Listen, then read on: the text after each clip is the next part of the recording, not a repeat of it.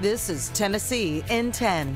Headlines and weather from around the state in less than 10 minutes.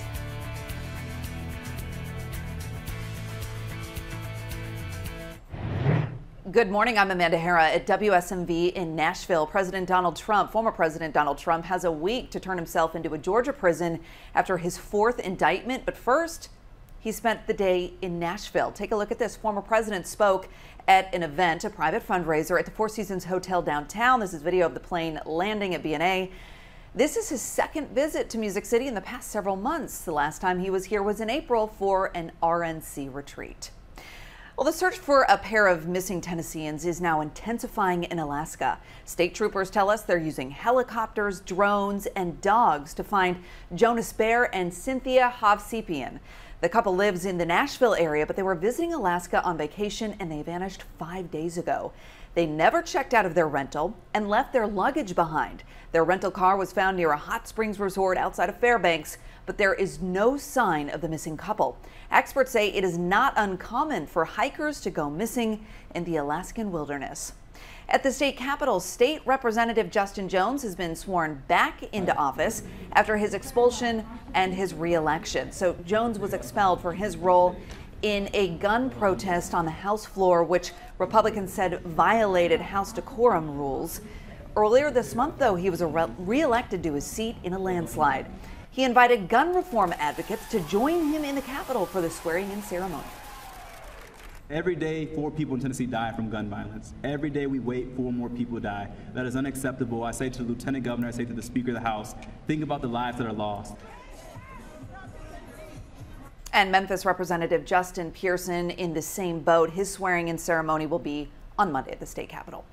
It has been a busy couple days for Representative Jones. Fisk University, his alma mater, just announced that he's going to be teaching a class there in the fall called Good Trouble. It's focused on political activism and protest movements. Here are your top stories from the Mid-South. The 5 officers involved in the death of Tyree Nichols are expected to be in court this morning. Thursday, DA's office determined between 30 and 40 of the cases should be dismissed. Shelby County District Attorney Steve Mulroy told the Commercial Appeal it's because the officers would lack credibility on the stand. 12 of those cases reportedly had charges lowered.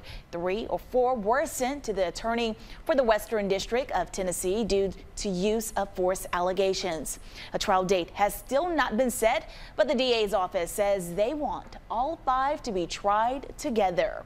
And the Grizzlies' full regular season schedule for 2023 and 24 is out. Some of the key games include the Grizzlies opening the season against the Pelicans Wednesday, October 25th. Then playing the defending NBA champs Denver Nuggets 2 days later. And then on November 22nd, they face Dillon Brooks for the first time. And December 15th, Dillon Brooks making his return back to the Bluff City. And on Tuesday, December 19th, Ja Morant is eligible to come back after serving a 25-game suspension.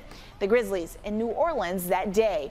And then the Warriors in the Bluff City for the annual Martin Luther King Jr. game on January 15th. Those are your headlines from the Mid-South.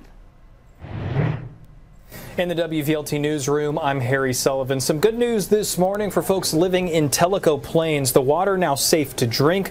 Students got to head back to school today, but the town still isn't fully in the clear. And while the number has dropped, a few people still calling in to report they don't have water yet. Flood waters went into that water treatment facility. City Hall still handing out supplies, including food, water, and toiletries to those who need them. The damage to State Route 165 Cherahela Skyway has drivers taking a 121-mile detour. It takes 3 hours, but the people who call the area home say this is just a minor setback for a community that bands together. Through all this, we are Tellico strong. We'll get this fixed, and thank good Lord that we didn't lose no bodies. We can fix everything back. We can't fix people. The city did create a flood disaster program that families can apply for starting Monday. If approved, you get money donated into a local bank account. And developing in the lawsuit of the 2016 Gatlinburg wildfires, a group of people who lost loved ones or property in the fires can now keep those suits going against the federal government. That means they have another chance to seek compensation for what they lost in the wildfire.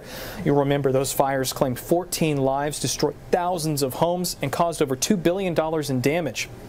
Victims' families sued the National Park Service, claiming they failed to warn people about the fire.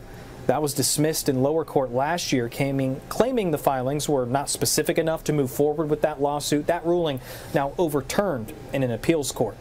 And we've got a developing story for you, a break in a cold case dating all the way back to 1981. The TBI has identified this teen whose remains were found in a landfill in Ashland City.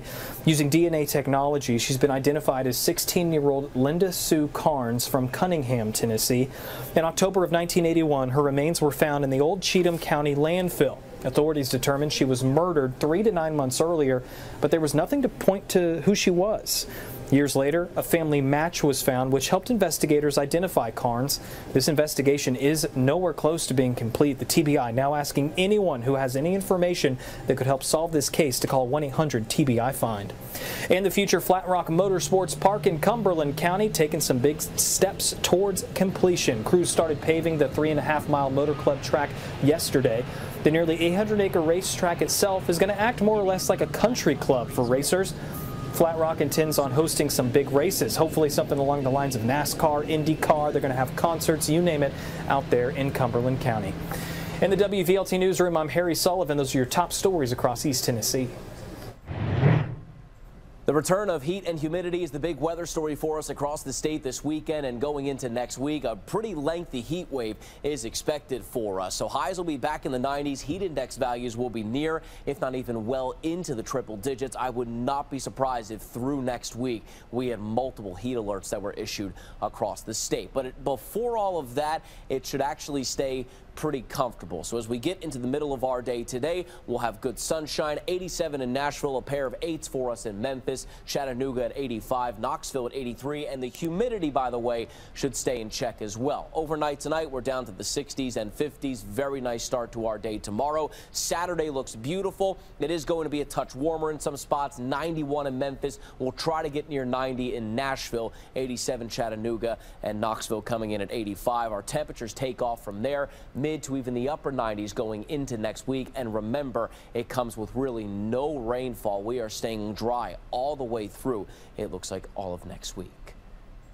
All right, Stefano, thanks. That's a look at your news and weather across the state of Tennessee. Thanks for joining us for Tennessee in 10. I'm Amanda Hara.